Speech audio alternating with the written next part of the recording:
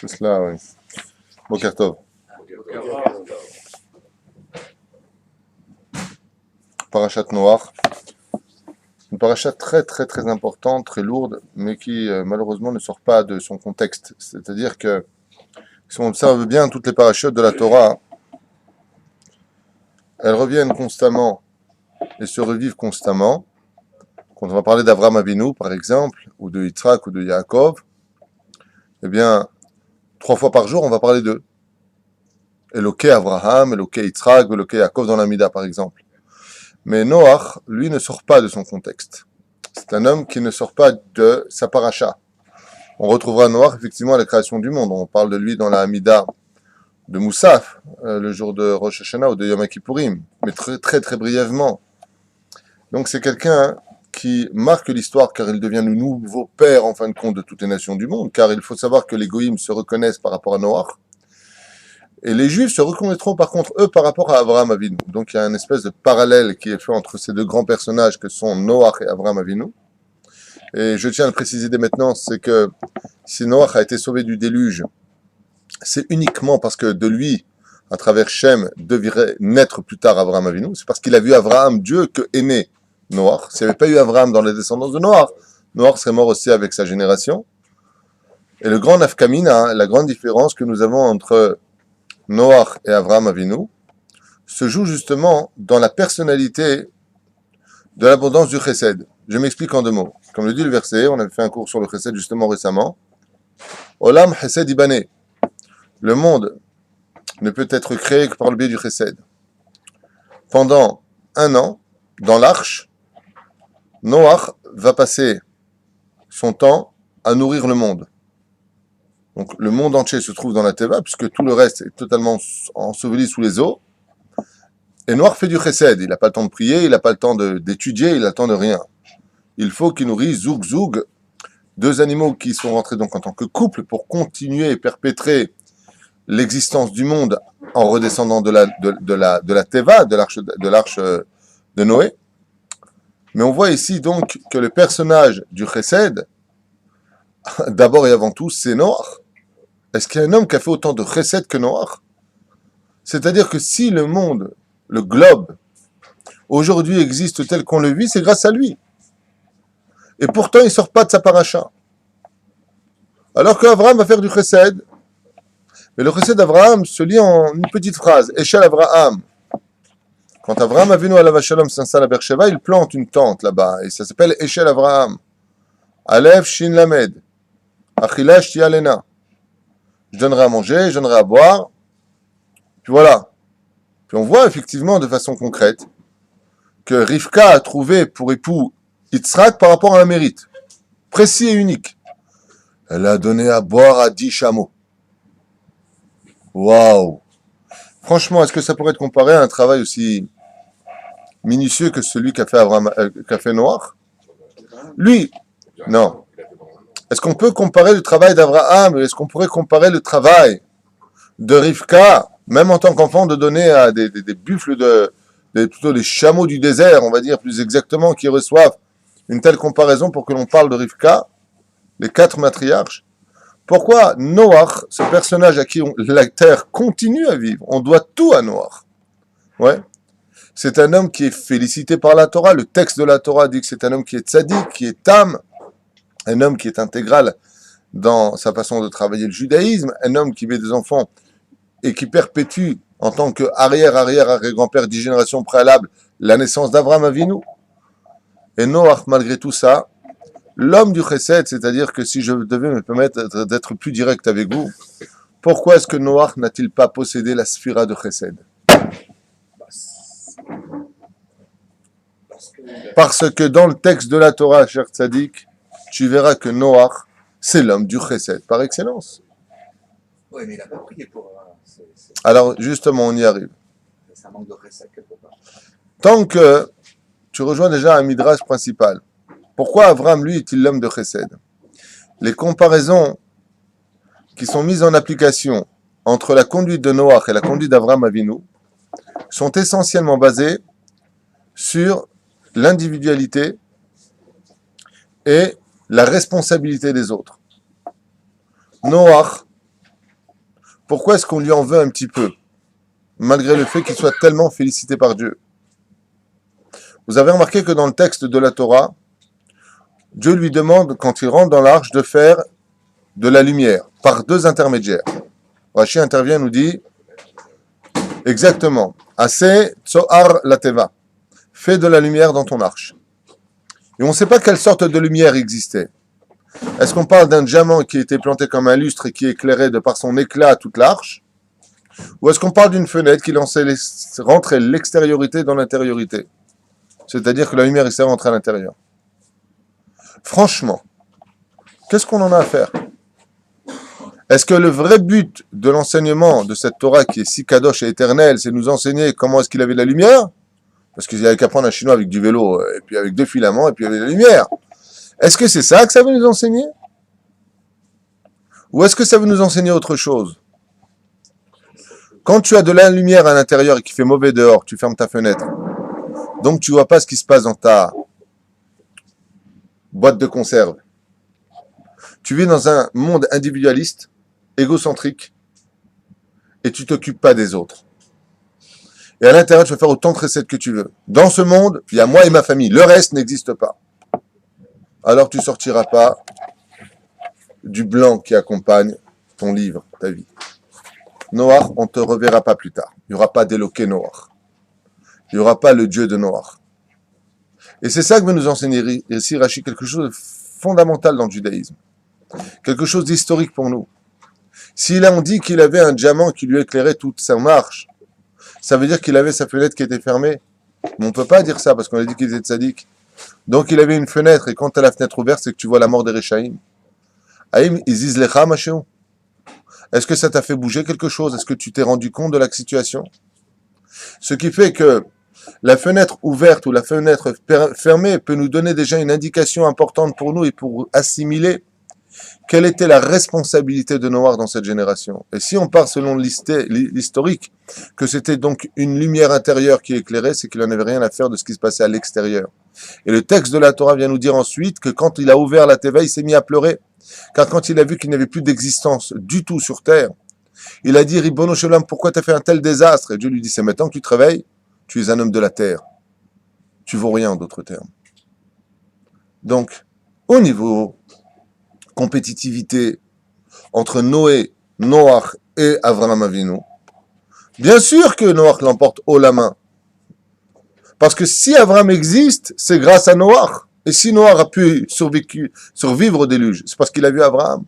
Ce sont deux symboliques de chesed absolu. Jamais on n'a rencontré un homme qui a fait autant de chesed que Noach. Le chesed qu'il faisait, c'est un chesed de nourrir du matin au soir jusqu'à être frappé par la griffe d'un lion. Le Midrash nous raconte plein de choses dans ce domaine. Deux par deux, il ne savait pas comment nourrir le coq. Il a vu que un ver de terre est tombé, tac, il a mangé le ver de terre. Il a dit, ah, il faut aussi que je cultive des vers de terre, mais il faut aussi que je donne à manger des vers de terre. Jour comme nuit, il s'empressait, il courait tellement, qu'il a même tardé à donner à manger au lion, qui lui donnait un coup de patte qui lui fit boiter jusqu'à la fin de sa vie. Donc on ne peut pas dire qu'il n'a pas fait du chesed. C'est lui qui a créé 30 millions d'amis. C'est un écologiste. Un écologiste, si tu veux. Bah, il n'a pas le choix. Hein. Si tu mets dans une arche fermée, toi. Il devrait sauver tous les phoques. Il devrait sauver tous les phoques. Combien même la famille l'aidait? On parle, Baruch Hashem, de milliers d'animaux. Et peut-être de millions d'animaux. Donc comment ils ont fait rentrer dans l'arche? C'est ta question. Bébé. Bébé. Bébé. Tu sais c'est quoi un bébé? Ce qui t'étonne. Bébé. C'est pas des lions qui sont rentrés adultes. Pourquoi? Pour faire de la place. Tout ce qui est petit. Pourquoi? Pour deux raisons. La première, pour la place. La deuxième, innocent. Pas encore fauté. Il fallait que ce soit des animaux purs. Même dans les impurs, il fallait qu'ils n'aient pas goûté à l'impureté de cette génération. Donc ça rend très petit. Et ça grandit vite. Le Zaïnia.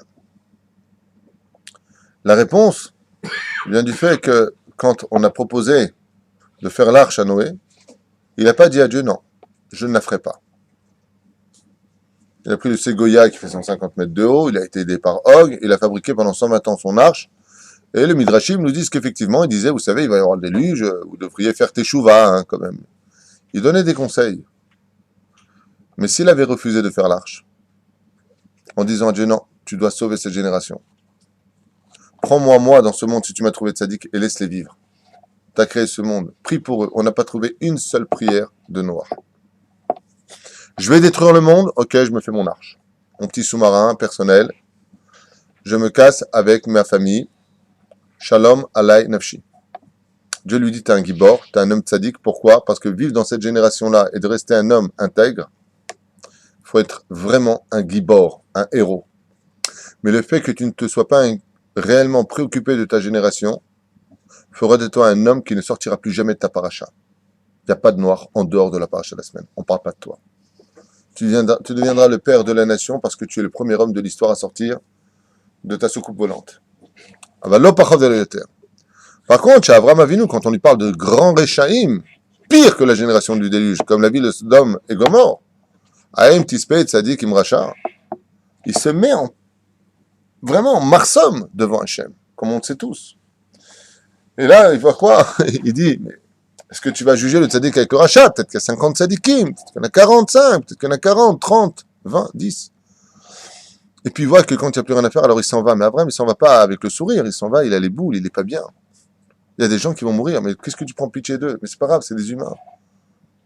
Abraham Avinu, il prend haut la main le trophée du chesed, parce qu'Abraham Avinu, dans sa personnalité, la personne qui lui intéresse le moins, c'est lui. Moi, c'est pas grave, ce qui compte, c'est les autres. Chez Noach, on a un problème. C'est que chez Noach, comme dit Rashi, il faisait partie des gens qui n'avaient pas beaucoup d'émouna. Comme ça dit Rashi sur place. Il ne croyait pas vraiment que le déluge allait tomber, donc si c'était le cas, on va dire que... Mais il a un srout qui est énorme. C'est qu'il est resté tzaddik, dans une génération, on ne peut plus dépraver. Mais la Torah vient nous enseigner ici quelque chose de fondamental pour nous. C'est l'importance avec laquelle, nous, en tant que descendants de Noach, puis ensuite d'Avraham Avinu, on se doit de comprendre que l'essentiel dans ce monde, ce n'est pas nous. Mais que le vrai chesed n'existe que quand on est là pour les autres. Comme je l'ai souvent expliqué, c'est vrai qu'il y a le stade, après la mort, de est-ce que tu as fixé un temps d'étude dans ta Torah? Est-ce que tu as été un homme droit dans tes affaires? Est-ce que il y a une question qui est posée en fin de compte et que souvent les gens ignorent. Et cette question-là est si importante qu'on n'a même pas pu la placer dans les livres, tellement elle fait peur. C'est la question, qu'est-ce que tu as fait pour les autres? Qu'est-ce que tu as fait pour ton pays? Qu'est-ce que tu as fait pour ton peuple? Qu'est-ce que tu as fait pour ta terre? Ma asita. Le roi Omri, quand il est parti de ce monde, même si ce n'était pas un roi juste, il a dit à Dieu, j'ai planté des vignes dans la ville de Rishon LeZion, dit la Gemara. J'ai eu le srout de planter une vigne. J'ai eu le srout d'acheter une maison en Eretz Israël. J'ai eu le srout d'enjoliver une belle boutique en Eretz Israël, bien entendu, Kasher, la Madrine, tout ce que l'on dit. Hein. Si c'est pour faire du mal, c'est pas la peine. Alors, qu'est-ce que tu as fait pour le peuple d'Israël? Quelle srout une personne a à fabriquer des routes en Israël? J'ai permis au peuple d'Israël de circuler sur la terre d'Israël. Ça, c'est le chesed d'Abraham. Noach a un srout extraordinaire. Il fait vivre tout le monde. Donc, il a une paracha pour lui. Donc, il a quand même une paracha pour lui. Donc, c'est un peu du chesed. Chaque personne qui vit en Eretz Kodesh, c'est du chesed, puisqu'elle participe, d'une façon indirecte, mais elle participe par ses impôts, par un certain nombre de choses, à la construction de l'État d'Eretz Israël. Absolument. Dès qu'un juif fait sa lia en Eretz Israël, il s'octroie un mérite de chesed, car il permet à Dieu d'être le roi d'un peuple qui, Rov Adrat Meler, se multiplie. Bien sûr. Vivre en Eretz Israël, c'est créer un chesed absolu. C'est se lier à une masse populaire, critiquable ou pas. Critiquable, c'était une sale langue. On a, Baruch Hashem, créer, appartenir à la grande famille d'un peuple sur terre, le Vadaï. C'est pas photo. Et les Toldot Noach, Ish Tzadik Aya Bedorotav. Donc c'était le premier enseignement que je voulais vous donner. C'est que le vrai chesed n'existe que quand il sert aussi les autres et non pas ta propre personne. Parce que pour finir avec tout cela, je ferme cette parenthèse, Noach a fait du chesed avec les animaux, mais Abraham a fait du chesed avec les hommes. Et on voit entre les deux la différence. Le chesed d'Abraham, c'est un chesed qui amène tout le monde dans ce monde et dans le monde futur. Tandis que le chesed qu'a fait Noach est un chesed qui a emmené le monde dans le monde d'ici-bas. Mais un tzaddik hors du commun. Bien sûr. Et les toldot Noach, Noach. Ish tzaddik aya bedorot. Tamim tzaddik. Tamim aya bedorotav et ayukim italech Noach. Et ça, je vous dis comme ça, Noach ish tzaddik tamim aya. Ma perush. Atmimut aita rechusho atchila. Le plus grand trésor de Noach, ça a été d'être un homme qui a toujours cherché à faire du kavod à Hachem. C'est pour ça que la gematria du mot Noach, c'est kavod Hachem. Noach, ça fait 58 en gematria. Kavod, Hachem, Yud Kevef Ke 26, gematria Noach. Noach a toujours cherché à Tzochen Bene Hachem, comment faire du respect, comment honorer Akadosh Baruch Hu. Noach, c'est aussi la gematria de Oev Le'ov. C'est un homme qui a un grand cœur, un homme qui a un bon cœur, un homme bon. Noach, ça devient aussi Adam Ehad. Mazé Adam Ehad, un seul homme. L'homme qui sauvera le monde. Et pour finir, les sages nous disent Atmimut aita rechusho mitrila ve'ilu etzel Avraham avinu alav shalom lemar ve'ye tamim she'ilchosh techunazo. La différence entre Noach et Abraham, nous disent les sages ici une fois de plus, c'est que Noach est né avec, dans sa caractéristique en tant qu'humain, son intégrité et son respect vis-à-vis d'Hachem. Tandis que chez Abraham Avinu, ça a été un travail qu'il a dû faire sur lui. C'est-à-dire que c'était anti-nature. Une fois de plus, on voit qui est le plus grand des deux. Celui qui est né bon ou celui qui va travailler pour devenir bon. C'est évident. Il y a marqué ici Atmimut Mevi Nochut. Les mains, les jetés en amot. La banim tovim. C'est pour ça qu'il y a marqué Et les toldot Noachaya, les Atzmo Noach laolam. Noach était un homme paisible pour les habitants, pour ce monde. Noach laolam hazeh, ve Noach laolam haba. Il était aussi noir pour le monde futur. Chez mitzvah goreret mitzvah. Car celui qui est noir dans ce monde est automatiquement noir dans le monde futur. C'est une indication importante pour nous. Car il faut savoir que celui qui est aimé des hommes dans ce monde est aimé de Dieu dans l'autre. C'est-à-dire, noir dans la mazé, noir dans le bas. Je ne parle pas bien sûr d'être aimé comme les foules qui vont se jeter devant des rock'n'roll. Je ne parle pas de ça. On parle d'être aimé des hommes, pas aimé des animaux. Des gens qui arrachent leurs chemises, qui cassent les guitares sur la scène. On ne parle pas de ces animaux-là. On parle de gens humains, des gens qui ont des valeurs humaines. L'homme qui est aimé des hommes est aimé de Dieu. Quelqu'un qui est anav, quelqu'un qui est humble, est aimé d'Hachem. Mizvah olam hazeh. Comment chez Amrou, Kol ruach abriot nochaimenu, ruach hamakom nochaimenu. Ce que je viens de vous dire à l'instant, j'ai devancé. Vim noachu, azai toldot klomar. Celui qui est paisible dans ce monde vis-à-vis des hommes et vis-à-vis de Dieu, tu peux être certain que Dieu lui donnera des enfants qui seront droits et eux-mêmes aimés, en général. Veshev ismar bechelko, ismach liom haron, vezenoach. Nocha abriot, comme il y a marqué ici. Ruach amakom nocha emenu. L'esprit divin sera en paisible avec lui, parce que c'est un homme qui est aimé des autres. Et c'est ce que vient nous dire le verset. Et les toldot Noach, Noach. Il était paisible pour ce monde, alors il est paisible pour l'autre. Quand quelqu'un, Baruch Hashem, est pleuré à son départ, quand quelqu'un se remet en question dans sa vie, alors automatiquement, je tabarre chez mon lahad, on peut trouver en lui des trous notes que cet homme-là pour être aimé d'Hachem. Ici, il y a quand même quelque chose qui ne va pas dans le domaine grammatical. Elle toldot Noach, voici la descendance de Noach, Noach. Les sages nous disent, à mon humble avis, c'est une grande gifle pour cette génération particulière. Et pourquoi?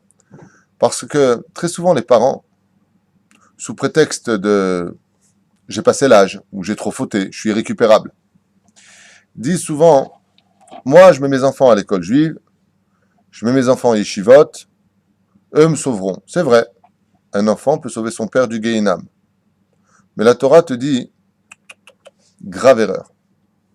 Et pour donner une bonne leçon de morale à cette philosophie fainéantise de la vie, de faire teshuva à soi-même, Cham, le propre fils de Noach, viendra sectionner le sexe de son père pour ne plus qu'il engendre. T'as voulu compter sur tes enfants, Noach? Ça marche pas. Il vient couper la production. Le moyen de production, c'est Soto, comme ça c'est marqué. Lui et Canaan, son fils. Cham est son fils. Et les toldot noirs, noirs. Qui sont vraiment tes enfants ne compte jamais sur tes enfants. Parce que le jour où tu partiras de ce monde, eux ne rentrent pas avec toi dans la tombe. Mais uniquement tes bonnes actions. Noir comprend l'histoire. Et les toldot noirs, noirs. Qui sont les enfants de l'homme? Ses propres mitzvot personnels. Il n'y a que tes mitzvot qui peuvent t'amener dans le monde futur. Sa fameuse histoire que racontent tous les sages, vous connaissez tous, cet homme qui avait 3 amis, le roi l'appelle, il a l'argent, il a ses enfants, et puis il a ses mitzvot. L'argent lui fait un bras d'honneur le jour de la mort, ses enfants lui disent on fera une belle tombe, il n'y a que les mitzvot qui rentrent avec. Et les mitzvot, c'est qui? C'est ses actions. Donc on comprend bien que les seuls qui viennent t'accompagner devant le trône divin pour l'éternité de ton salaire ou de ta punition, ce sont uniquement tes actions personnelles. D'où ce que vient de dire ici la Torah. Et les toledot noirs, noirs. Si tu veux avoir une vie paisible après ta mort, parce qu'on parle du déluge ici, qui est une allusion à la mort, fais attention d'avoir beaucoup d'enfants. On ne parle pas simplement des enfants au niveau de la progéniture, on parle des enfants au niveau de mitzvot. Octroie-toi le droit d'avoir des milliards d'enfants qui viendront avec toi. Qui bar mezakedaboua, les enfants peuvent donner du mérite, ce sont les enfants de tes actions. Comme c'est marqué ici. Ish tzadikaya bedorotav et Elokim italech noach. Et Elokim, ça veut dire qu'il marche avec Hachem. J'aimerais faire une parenthèse très importante à propos de cette paracha sur une idée qui est plus qu'à développer, puisque c'est l'idée principale du pourquoi de la déchéance du monde. La Mishnah de Masechet Avot nous dit 3 choses sortent un homme de ce monde avant son heure. Akin'a, akavod ve'ata'ava, motim et ha'adam min ha'olam. Akin'a, la jalousie. Ça concerne cette génération. Akavod, c'est cette génération par excellence. Hein? Arayot. Ou donc désirer la femme de l'autre, et puis aller celui-là, et puis pourquoi lui là, et puis pourquoi il là-bas. Et les envies. Donc on a 3 choses qui sont véhiculées exclusivement par notre Yetzer Hara. Dans la paracha de la semaine, on nous donne un titre, pour une fois qui n'est pas un titre honorifique pour la Torah elle-même, mais qui vient honorifier, respecter le nom d'un personnage. C'est le Noach. Noach, c'est un nom de paracha. On en a 6 dans toute la Torah, d'accord, qui vient comme Chaye Sarah, comme Parashat de Pinchas, Parashat de Balak. On a des noms. Chaye Sarah, on a des noms qui apparaissent. Parashat Yetro. Aval, en ce qui concerne Noach, on a marqué que Noach, Gematria, Kevod Hashem. Noach s'est battu pour le nom d'Hachem. Les autres se battaient pour leur nom. Quand on avance dans le texte de la paracha de la semaine, après le déluge, on rencontrera un nouveau rachat. Un rachat qui marquera l'histoire. Vous l'avez très bien compris. Je parle de Nimrod. Et quand on arrive à Nimrod, curieusement, on tombe sur un personnage qui, lui, donc, cherche à lutter contre Hachem. D'accord? Il est marqué comme ça.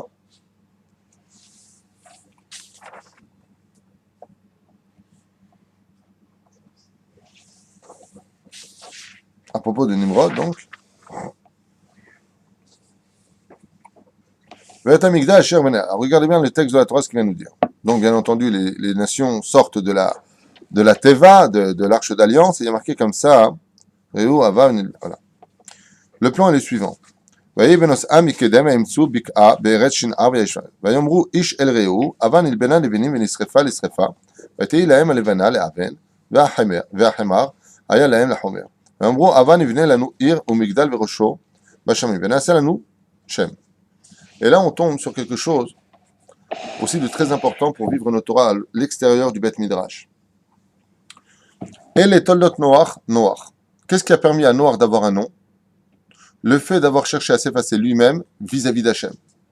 Quand tu fais un nom à Dieu dans ce monde, l'Echem Yehud Kutsha Berichu, Dieu te fait un nom sur terre.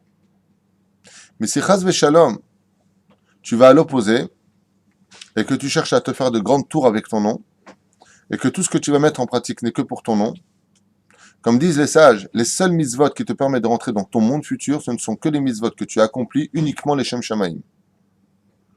Donc, de quoi tu vas pouvoir boire ta subsistance après ta mort?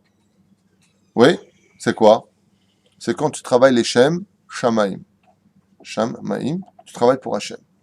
Tu travailles au nom du tétragramme, tu travailles pour Hachem dans ce monde, alors automatiquement tu te fais un bon nom. De là, les sages nous disent, regardez bien, le but de la mécréance de ces gens-là qui viendront après quelques générations uniquement, la descente de Noach et de ses 3 fils, quand ils descendent de la Teva, ils sont complètement désorientés.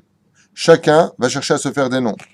Tous les noms qui sont marqués, Gvoul, comme c'est marqué ici, à chaque fois dans le texte de la Torah, vous allez voir les noms, mais Elev, Nefrudo et Agoyim, Be'artzam, Ishol, Barotam, comment c'est marqué ici, Kush, Mitzraïm, Ufut, Kenaan, ce sont des noms de personnages qui vont donner leur nom à leur pays, avec leur langue, avec leur façon d'être, leur culture. Ouais.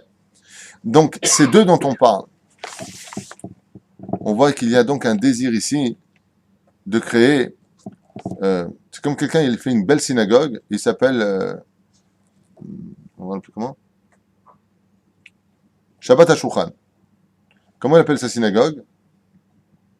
Shabbat HaShulchan. Je faisais Bahia. Lama. Pour qui t'as fait cette synagogue? Pour ton nom? Ouais, je vous laisser un nom. Ne te laisse pas ton nom. Laisse Dieu te faire ton nom. Le texte de la Torah vient nous dire ici que ce qu'ont voulu faire ces gens-là, si tu réfléchis un petit peu, ils vont faire une tour pour se battre contre Dieu. Après le déluge, est-ce que tu peux imaginer une fraction de seconde que tu puisses lutter contre Dieu? Dai. Et le texte de la Torah vient nous dire explicitement que le but de cette tour-là, c'était pour leur nom. Regardez bien ce qui est marqué. Yamrou, Avan ivne lanu ir au Migdal. Venons, construisons-nous une ville et une tour énorme, Verosho Bashamaim, afin qu'elle arrive jusqu'au ciel. Dans quel but? Venaase lanu Shem. Et nous allons nous faire un nom. Nafutz al kol pene kol haaretz. Bekitsur, pen nafutz al pene kol haaretz. וירד השם לראות את העיר ואת המגדל אשר בנו בני האדם. ואומר השם, הן עם אחד ושפה אחת לכולם וזה אכילם וכולי וכולי לעשות, ועתה לא יבצר מהם וכולי וכולי. טוב. La paracha commence par un nom. Pourquoi Dieu lui donne ce nom à Noach et les Toldot Noach? Parce que ses actions sont belles. D'accord? Il ne le fait pas par contre pour lui-même. Il le fait uniquement en l'honneur d'Hachem. Donc d'un côté, il y a un côté en tant soit peu péjoratif de dire dommage que tu n'aies pas pensé à ta génération, qui fera la différence énorme entre Abraham et Noach. De l'autre côté, Noach est exemplaire et Dieu lui fait un nom. Pourquoi Dieu lui fait un nom? Parce qu'il s'est battu pour le nom d'Hachem. Il s'est battu Mamash Hashem Shamaïm. D'où le message qui viendra des cieux de faire tomber la pluie, la gashmiut dans ce monde. Je te ferai un nom sur terre. Ton nom ne sera jamais oublié, Noach. Kol hakavod. Parce que tout ce que tu as fait, tu l'as fait en mon honneur. Noach Gematria Kevod Hashem. Par contre, Nimrod, quand il réunit tous ses ouaves et qu'il décide de faire une tour, son but et son combat, c'est d'effacer le nom de Dieu, tuer le nom de Dieu, pour laisser apparaître quoi? Et nous allons nous faire à nous-mêmes un nom. Donc les habitants d'ici présents, on voit que quoi? Regardez bien ce qu'il y a marqué dans le texte. Les noms des pays que nous avons lus tout à l'heure portent le nom des enfants. Oui? Alors si je reviens un petit peu en arrière, voyons ensemble ce que ça donne. Ham, c'est Couche.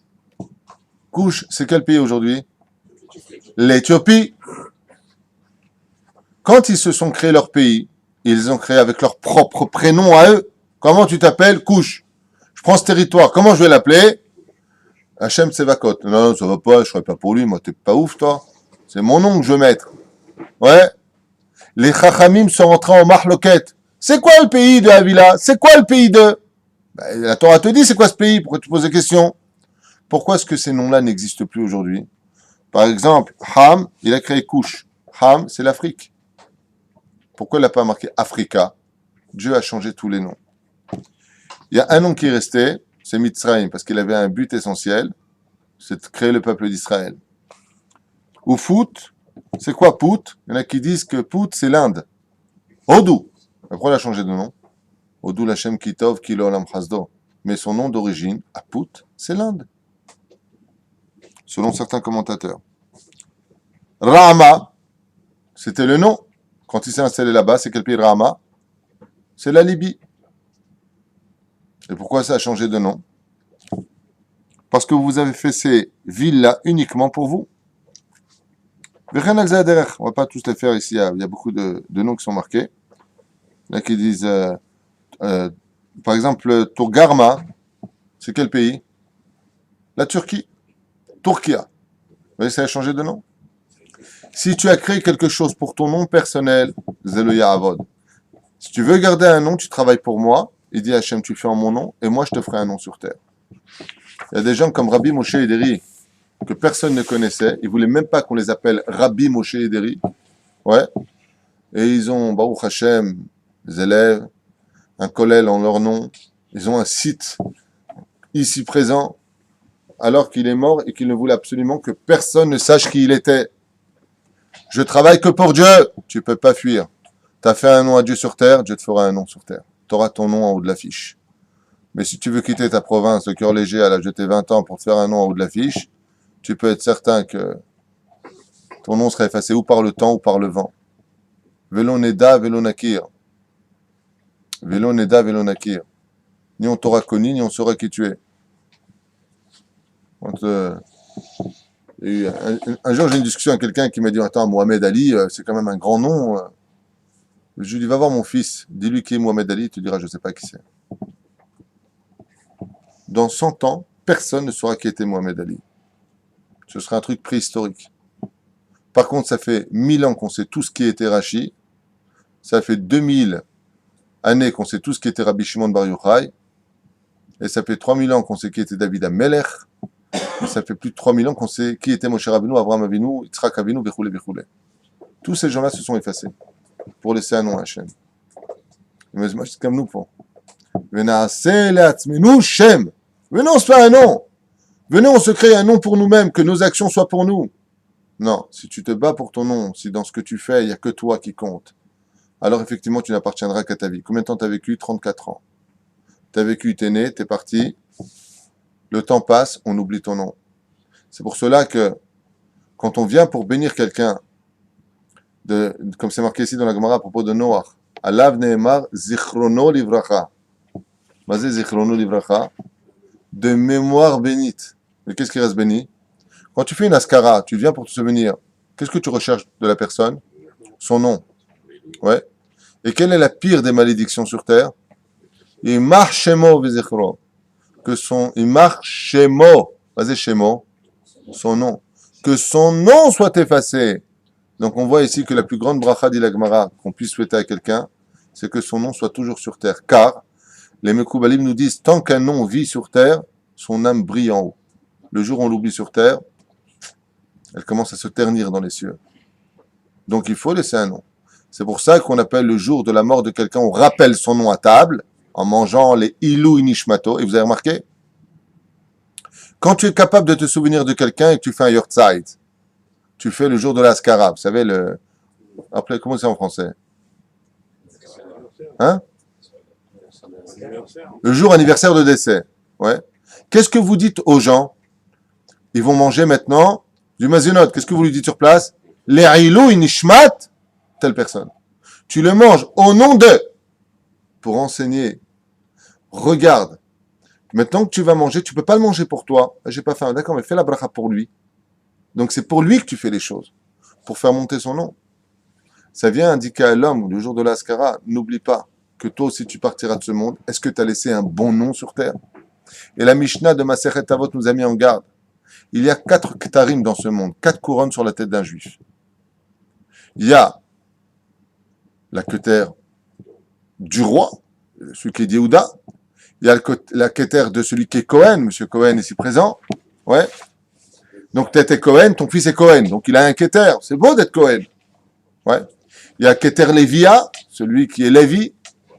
Donc lui, c'est un état de fait. Puis il y a keter Torah. Il y a celui qui a acquis de la Torah. Mais il y a une couronne qui se pose au-dessus de toutes les couronnes, même celle de la Torah. Keter Shem Tov. Et la Mishnah nous dit, Ve Keter Shem Tov, olé al gabehen. La couronne d'un bon nom sur terre monte sur toutes les autres couronnes. Mieux qu'un Cohen, mieux qu'un Lévi, mieux qu'un roi d'Israël, mieux que tout le monde. Kana Shem Tov, kana le Atzmo. Celui qui a acheté son nom sur terre, c'est acheter sa vie sur terre. Et comment tu t'achètes? C'est quoi le processus? Alors je vais me faire un nom? Non, non. Fais un nom à Dieu sur terre. Quand tu fais une bête à Knesset, appelle-le Shechinat El, pour Hachem. C'est pas pour moi. Je suis pas chez moi. C'est pour Dieu. Mais Vada, une personne qui est décédée. Donc comme elle a rejoint Hachem, en rappelant une chose en son nom à cette personne qui maintenant est proche d'Hachem, donc tu te rappelles cette personne. La preuve en est, quand tu marques au-dessus d'un mikvé pour le papa, par exemple, qu'est-ce que tu mets en fin de phrase? Eliaou bar Hamsa. C'est un nom. Zatzal. Zichrono. Livracha. Mais qu'est-ce qu'il y a à l'intérieur? On va se rendre pur pour une mitzvah que qui a donné? C'est Hachem qui a donné cette mitzvah. Donc, comme le mort maintenant se joint au divin, en rappelant le nom de cette personne, tu rappelles le divin, le Zaïnian. Les habitants ici présents ont été attrapés par le Yetzerara du Kavod. Le fait de vouloir absolument son nom, c'est chercher le Kavod. La génération ici présente a été détruite parce qu'ils recherchaient le Kavod. Respectez-moi, je veux mon nom. Pourquoi il n'y a pas mon nom, mais qui tu es? Tu veux avoir un nom sur terre, c'est pas toi qui te le feras. Des centaines, des milliers, voire des millions d'individus se sont battus dans ce monde pour laisser un nom. D'ailleurs, ça faisait partie de la culture japonaise, à l'époque des samouraïs. Ça faisait partie de la culture des barbares. Les gens préféraient mourir en disant « Mais moi, je laisserai un nom pour toutes les générations après moi. » Tu vois pas qui tu es? Tu vois pas qu'est-ce que tu as laissé comme nom? Tu fais partie maintenant de la mythologie, en 2 mots. Les mythos. Ouais. Et les noms quoi se sont effacés parce que le nom c'est la vie. La première chose que l'on fait quand un enfant vient au monde, c'est de lui donner un nom. Parce que s'il n'a pas de nom, son nom est personne. Ouais, il faut dégainer assez vite, c'est vrai. On parle beaucoup de après la vie. Et d'un côté, top chef, Parce que le but de ce monde, alors je vais te répondre, et ta question est très à sa place. Tu sais pourquoi la paracha de Noach vient nous parler du nom ici? On va se faire un nom. Parce que le monde a été détruit uniquement parce que ces gens-là n'ont pensé qu'à eux-mêmes, ils ont oublié Hachem. Il n'y a pas de Dieu, on peut faire ce qu'on veut sur terre. Ce qui compte, c'est de laisser nos noms à nous. C'est à moi que tu parles. Tu connais ce langage? Vas-y, c'est à moi que tu parles. Et tu m'appelles pas par mon nom, toi. Akadosh Baruch Hu est tellement proche de nous qu'il nous permet à nous de le tutoyer et de l'appeler par son nom. Quand tu commences à appeler une personne par son nom, c'est que tu as retiré toutes les frontières et toutes les proximités. Dieu veut être proche de nous. Et Dieu veut nous faire un nom. Mais ce nom ne peut venir que quand tu t'es occupé du divin. Car en t'occupant de l'éternité qui a été créée par Dieu, tu te crées dans ton nom à toi l'éternité. Mais si tu viens dans le monde du défini, créer ton propre nom, il finit par s'effacer parce que le temps efface tout. Tu comprends la différence, Wallet? On va se faire un nom, on va se créer un migdal pour nous, pour avoir mon nom. Amrou Chazal, Zelotov. Il y a une magnifique phrase du roi Salomon qui définit tout cela. C'est la phrase de Tov Shem Ishemen Tov, Miyom Amavet, Miyom Avaldo. Qu'est-ce que veut dire cette phrase du roi Salomon? Tov Shem, Mi Shemen Tov. Hier soir, pendant le cours pour les femmes, sur comment ça s'appelle? Ma nourriture? Non, mon poids, un indicateur pour ma spiritualité, je crois. Bon, peu importe. Hier soir, on a fait un chiot. On a expliqué que la Torah est appelée selon des synonymes de nourriture. Pain, eau, yaïn, du vin, dvash, chalav dvash, shemen. La Torah est appelée dans le Tanakh. Quand tu vois ces noms-là, ça veut dire on parle de la Torah. La nourriture la plus spirituelle de toutes les nourritures, on a expliqué hier soir, c'est l'huile. C'est pour ça que les seules lettres à former le pourquoi de notre existence à travers notre neshama sont formées du lettre du mot Hashemen. Et l'huile est tellement spirituelle qu'elle est toujours chouève la halot lemala. C'est pour ça qu'elle refuse de se mélanger à tout ce qui est matériel dans ce monde. L'huile, toujours, ne s'associe à personne et remonte. Pourquoi Dieu, les Chachamim, ils disent pourquoi Dieu a fait que l'huile est comme cela? Parce que l'huile vient du Gan Eden directement. L'huile vient directement du Gan Eden. Elle n'est pas attachée à ce monde d'ici-bas. Le roi Salomon nous dit Tov Shem, Mishemen Tov. Quelle comparaison y a-t-il à faire ici entre le nom d'une personne et la meilleure des huiles? Alors vous allez comprendre tout de suite. Be'ezrat Hashem. Le roi Salomon, Bessiata d'Ishmaïa, quand il nous parle de l'huile, comprenez bien qu'il nous parle de l'huile de la Ménorah. Cette huile dont la première pression extirpait la première goutte qui était d'une pureté extrême, vechoulé, vechoulé. D'accord? Et elle permettait de l'éhaïr et ta'olam. C'est pour ça que les fenêtres de l'intérieur étaient larges et étroites de l'extérieur pour faire comprendre que c'est l'intériorité qui éclairait l'extériorité du monde. L'intériorité du Beth Amikdash, qui de par sa lumière intérieure éclairait le monde et non pas la lumière du jour, de l'univers qui éclairait l'intérieur du Beth Amikdash. Il vient de dire que le nom d'une personne brille plus fort encore que l'huile qui éclairait la menorah du Beth Amikdash et donc qui éclairait le monde. Comment c'est possible et quel rapport y a-t-il entre les deux? Le roi Salomon nous dit, l'huile, comme vient de le dire, c'est le seul élément sur terre qui ne s'associe pas à la matérialité et qui remonte toujours en haut. Quoi que tu veux faire, ça remonte. Avec le temps, tu verras que ça remonte. Seulement l'huile, la meilleure des huiles, la plus pure des huiles, a un ennemi sur terre devant lequel elle ne peut rien faire. Si elle est plongée à l'intérieur, elle disparaît sur place et ne réapparaît plus jamais. Et l'histoire de Hanouka est là pour le prouver, c'est la terre. Quand tu prends la meilleure des huiles, celle du Beth Amikdash, et que tu la jettes dans la terre, tu la renverses dans la terre. Même l'huile qui a éclairé le monde, quand elle est engloutie dans cette matière qu'on appelle la terre, elle disparaît à l'intérieur et ne remonte plus jamais. Le roi Salomon dit, mais ce n'est pas le cas de l'homme. L'homme, quand on l'enterre sous terre, son nom lui remonte pour l'éternité quand il a fait un nom pour Dieu. Rabbi Tarfon, Rabbi Shimon Bar Yochai, Rabbi Akiva, Avraham Avinu, ils sont sous terre, mais pourtant leur nom remonte. Tov, Shem, Mishemen Tov, le nom de l'homme est plus grand que la meilleure des huiles. Et pourquoi on vient nous dire ça? Pour nous faire comprendre l'importance, Bezrat Hashem, du pourquoi on est venu sur terre. Quand tu fais une grande tour, la question que tu dois te poser, c'est pour quel nom tu le fais? Au nom de qui je le fais? Et tout cela, on va le vivre au fur et à mesure de tout ce que l'on va mettre en pratique. Une fois, un rabbin m'a posé la question, il me dit, Tutu, je voudrais savoir comment vous faites quand on vous casse les pieds dans la synagogue, où il y a des fidèles qui viennent vous dire, non, non, c'est pas comme ça, moi, mon grand-père, il faisait comme ça, non, non, c'est pas comme ça. Ils vous remettent en question, alors que c'est vous le rabbin de la synagogue, et vous connaissez bien les lois. Et ce que je dis, c'est mamash marqué. Maintenant, il y a plusieurs déotes, c'est sûr. Mais bon, comment vous réagirez? Je lui ai dit, j'ai eu une fois ça, et ça a très bien marché, je vais te dire exactement ce que j'ai fait.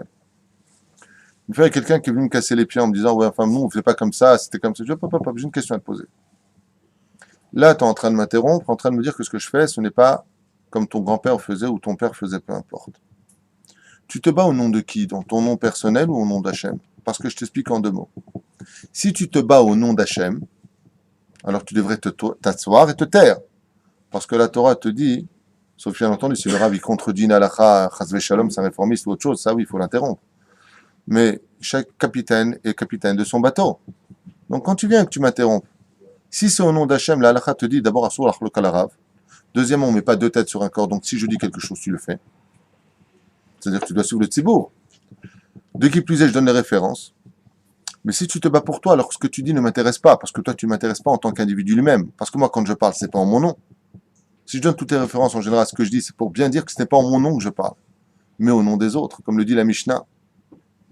Dans le 11e chapitre, là-bas de Maseret Avot, dans le 11e chapitre, dans le 11e Mishnah du 6e chapitre, pardon, la Braïta, il y a marqué là-bas, Omer Beshem Omrom et Vigula Olam. Tout celui qui parle le nom de celui qui l'a enseigné apporte la Géoula. Pour bien faire comprendre que ce que moi je suis en train d'enseigner, c'est pas de moi. C'est au nom des sages. Donc quand tu dis que ce que je dis, c'est pas bon, tu es en train de dire que le Rav Ovadia Yosef, ce qu'il dit, c'est pas bon. Donc là, j'ai un problème avec toi. Donc si tu parles au nom d'Hachem, c'est que tu connais pas ta place. Parce que Dieu, il a dit que le tzibour, il doit suivre le Rav et pas le contraire. Comme on le voit malheureusement dans beaucoup de Beth Knesset, où le Rav sont assujettis par des menaces, par les administrateurs, je sais même pas, c'est une espèce de clown à 2 francs 6 sous, le comité de je sais pas quoi, qui connaissent rien aux lois juives, on ne sait même pas s'ils sont assimilés ou s'ils font Shabbat, et ils permettent de dire au Rav comment le Rav doit diriger la synagogue. C'est-à-dire que c'est la tête qui suit le corps. C'est une bénédiction ou une malédiction, ça? La question que devraient se poser ces gens-là, j'ai dit à ce jeune rabbin, qui me dit comment réagir. Tu poseras uniquement au nom de qui tu te bats. Parce que si tu te bats au nom de Dieu, tu devrais t'asseoir et te taire.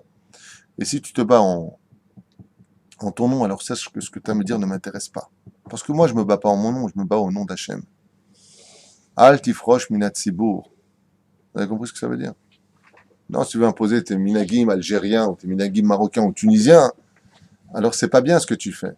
Parce qu'il faut suivre la tête. Le Rav qui doit diriger les choses. Et la majeure partie des gens qui s'énervent dans les synagogues, ouais, c'est pas comme ça qu'on fait, qui s'énervent et qui hurlent pendant le Sefer Torah. Ouais. Espèce de rachat. Toi, tu fais partie, tu sais de qui? Des copains de Nimrod qui sont fait une tour pour eux. Pourquoi t'es en train de hurler? La Torah, elle te dit d'abord que tu te tais. Ensuite, il y a un rab. La matahwalek alav. La halacha nous dit tout celui qui est cholek sur le rab dans une synagogue, qui est lou cholek à la shrina. Tout celui de le Rambam dit qui est me'ar ahare rab shelo. C'est-à-dire, il commence à réfléchir après lui. En lo cholek l'olam haba. Rambam est forage. Donc, pose-toi toujours une question avant d'agir. Je vais dire un truc. Attention. Au nom de qui je le dis? Est-ce que ça me dérange moi personnellement ou est-ce que c'est en l'honneur d'Hachem? Vous verrez que le jour où tout le monde réagira en disant attends, bon c'est vrai que ça me dérange moi personnellement. Et c'est pareil dans l'éducation. Tu dis à ton petit, tu lui cries dessus parce que ça te dérange ou c'est parce que c'est pas bien pour lui?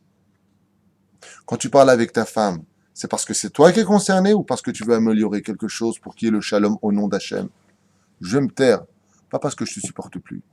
Je vais me taire parce que je veux gagner le trophée d'apporter le Shlom Bayit en l'honneur d'Hachem.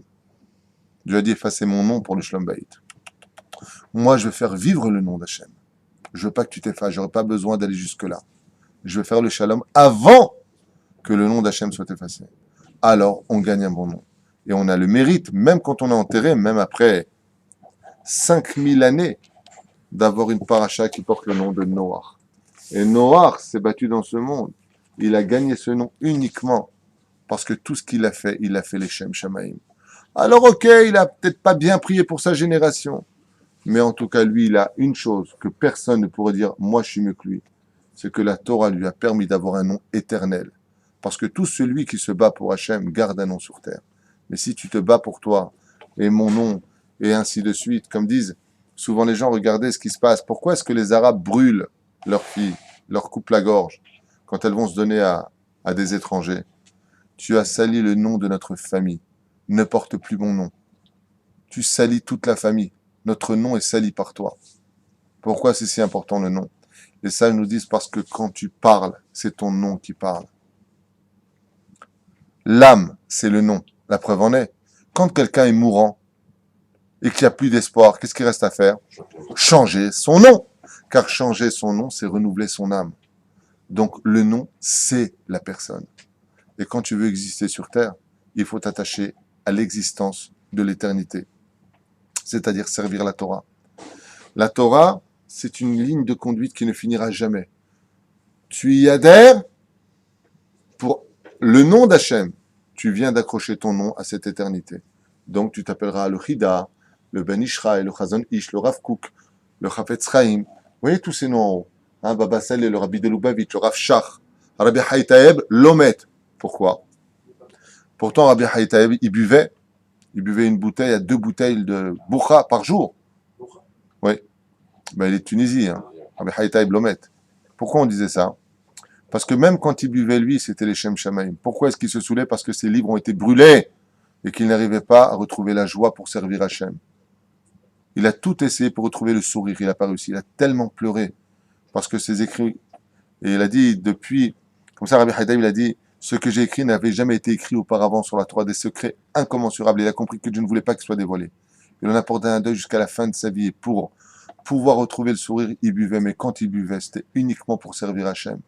Même dans ce genre de choses, c'est pour Hachem. C'est pour qui que tu travailles. Nimrod a essayé de marquer son nom. Ou Marad Vachem. On le trouvera comme un exemple mécréant dans l'histoire. Mais Noach, lui, est en haut de l'affiche. Pourquoi? Parce qu'il a servi Hachem. Noach Gematria Kevod Hachem.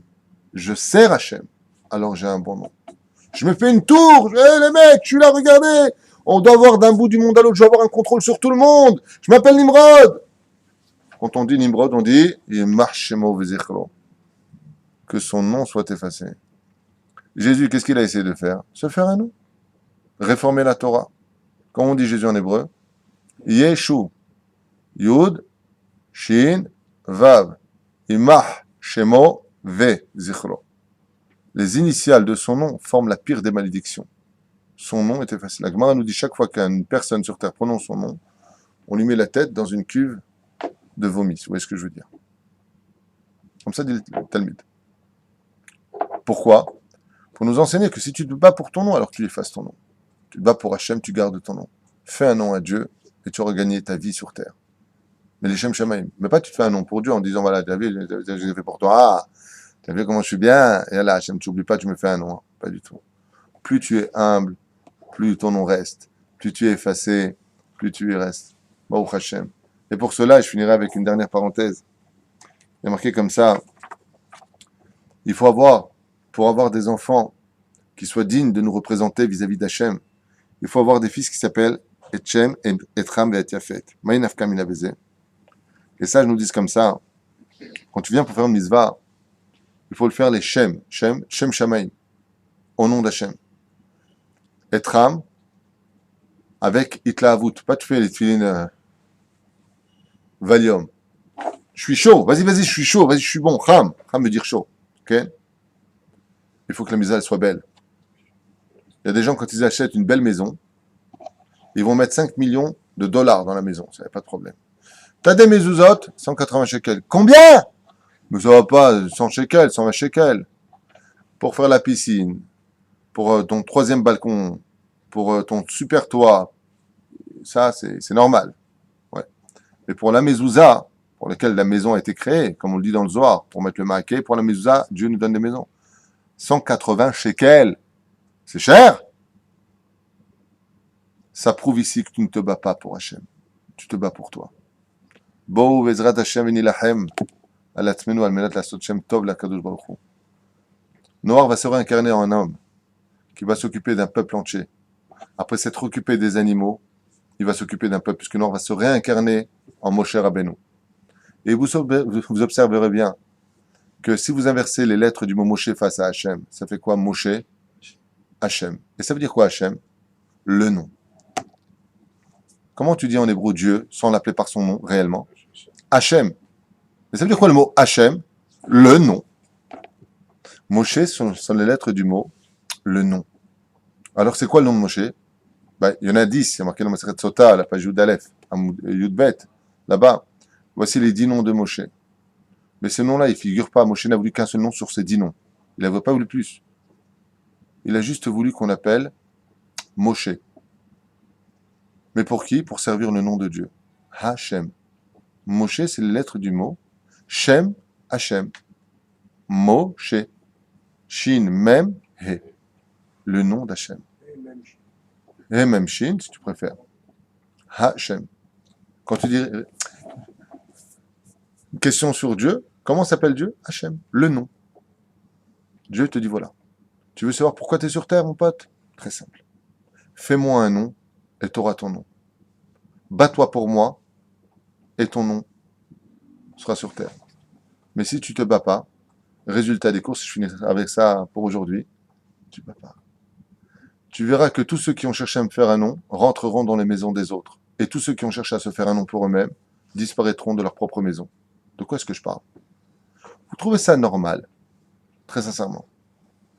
Quand je vais chez toi, par exemple, Kohen Ayakar, je trouve pas ça normal de voir la photo d'un tzaddik sur le mur et que la photo de ton arrière-grand-père n'y soit pas. C'est pas normal. Tutoie toi ton arrière-grand-père. Le pire, c'est qu'avec tout le respect que je te dois, si je t'amène une photo de ton arrière-grand-père, tu vas me la mettre dans le salon? Même pas en rêve. Ah, super, c'est mon arrière-grand-père. Ah, ouais, bon. Ah, on se ressemble, hein? On se ressemble pas. Non. Bon, non, la jette pas, c'est honteux, c'est mon arrière-grand-père. À la limite, on va discuter si on la jette ou pas, mais on va la mettre dans un classeur ou dans un album. Mais si je t'amène, ouais, la photo du Baal Shem Tov, la photo du Chafetz Chaim, il n'est pas algérien, le Chafetz Chaim. Il a vécu à Radin. Pourquoi tu vas le mettre en plein milieu du salon et tu le regardes avec amour? Parce que la différence entre les deux, je ne parle pas de ton grand-père, je ne connaissais pas. Hein. De façon générale, je prends des exemples. C'est pas normal que quand on va chez quelqu'un, on y trouve des photos de tzadikim. Mais pourquoi tu mets pas tes propres parents ou ta propre famille? Bon, il y en a qui mettent tes parents, mais je dis par là, les grands-parents. Non, non. Par contre, quand son grand-père était un grand sage, alors on le met, on est fier. C'était mon grand-père. Et pourquoi lui on le met et l'autre on ne le met pas? Parce que celui qui attrape l'arbre de la vie, il mérite d'être dans les maisons des autres. Tandis que ceux qui n'ont pas attrapé l'arbre de la vie disparaissent avec leur propre nom dans la tombe. Et c'est ce qu'a voulu dire le roi Salomon. Tov Shem Ishemen Tov. Et c'est ce que vient nous enseigner ici même la paracha de Noach. Il porte un nom à sa paracha parce que le nom doit appartenir à l'éternité. Et il n'y a qu'un seul train qui permet de tamponner l'éternité. C'est quoi? Quand on attrape la Torah, quand on fait les mitzvot, quand on met tout cela dans les trois conditions, les Shem Shameim, avec ferveur, être chaud pour les faire, et enjoliver les mitzvot, comme on n'avait pas fini de le dire, et maintenant on le dit, Yafet, qui veut dire Ze'elin ve'anveu, donne ce qu'il y a de mieux dans le monde des mitzvot, les tefilines les plus cachères, les plus chers, le meilleur étrog, la meilleure mezouza, les meilleurs habits pour Shabbat. Quand tu as les trois avec toi, alors tu peux avoir le mérite d'avoir ta paracha en ton nom. C'est ce que je vous souhaite à tous, Bezrat Hashem. Vous avez tous un bon nom sur terre, Bezrat Hashem. Ki ole al gabehen, la couronne du bon nom monte au-dessus de toutes les autres couronnes du judaïsme. Alors, je voulais demander une question. Noach, il a eu le srout de la paracha, il a appelé par son nom. Ouais. On voit aussi, Balak aussi, il a eu le srout. Et il s'est pas battu pour le nom d'Hachem. Alors la question que pose Michael, c'est Balak s'est pas du tout battu au nom de Dieu. Balak, je peux répondre. Il dit c'est pas battu au nom de Dieu, pourtant il a aussi une paracha en son nom. Très bonne question. Un peu naze, mais bonne question. Il y a deux réponses à cela. La première réponse, c'est que Balak avait une particularité, c'était celle d'être intérieur comme extérieur. Un homme non hypocrite. La deuxième réponse des sages, c'est qu'il est le père du Melech HaMashiach.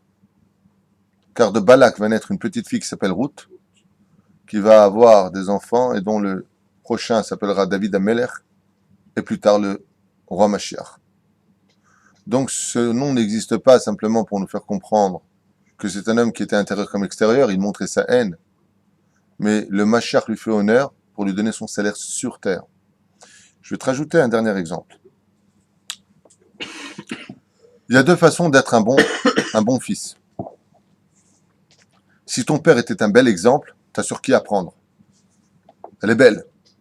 Et si ton père était une ordure, ben c'est parfait aussi pour ton éducation, parce que je voudrais tout être sauf mon père. Dans les deux cas, il mérite son nom. Balak, c'est le symbole de « faut surtout pas être lui ». Donc on va mettre son nom.